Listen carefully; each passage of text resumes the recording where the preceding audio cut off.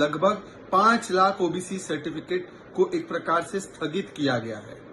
ये इसलिए किया गया क्योंकि हाई कोर्ट के ऑर्डर ने बताया है कि कैसे केवल वोट बैंक और तुष्टीकरण की राजनीति के लिए ममता दीदी की सरकार ने जो अधिकार ओबीसी समाज के लिए था उसे धार्मिक आधार पर मुसलमानों को दे दिया।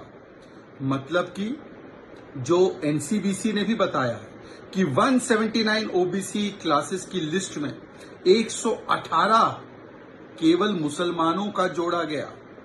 सोचिए कि 87 जो क्लासेस थी उसमें से लगभग 78 क्लासेस लिस्ट केवल मुसलमानों की जोड़ दी गई।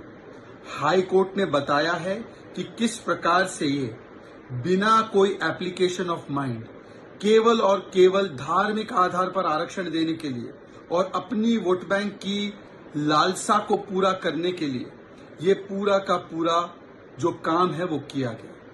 मतलब जो ओबीसी के लोग हैं, जो एससी एसटी के लोग हैं, उनके अधिकारों को छीन कर एक वोट बैंक को खुश करने के लिए एक और बार एक प्रमाण सामने आया है।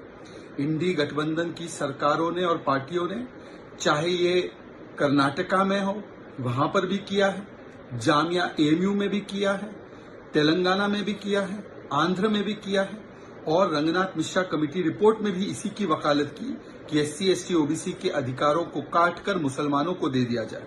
इसीलिए जब प्रधानमंत्री ने उनको चुनौती भी दी कि आप लिख कर दीजिए कि धार्मिक आधार पर आरक्षण नहीं दिया जाएगा और एससी एसटी ओबीसी कोटे से काटकर नहीं दिया जाएगा, उन्होंने ये चैलेंज नहीं स्वीकारा।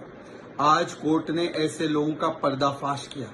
वैसे ये कहते हैं संविधान बचाओ, संविधान बचाओ, पर कोर्ट ने कहा है कि इस प्रकार से आरक्षण देना ये संविधान विरोधी है और आज जिस प्रकार से ओबीसी समाज के साथ अन्याय किया गया है इसका जवाब टीएमसी की सरकार को तो जरूर मिलेगा।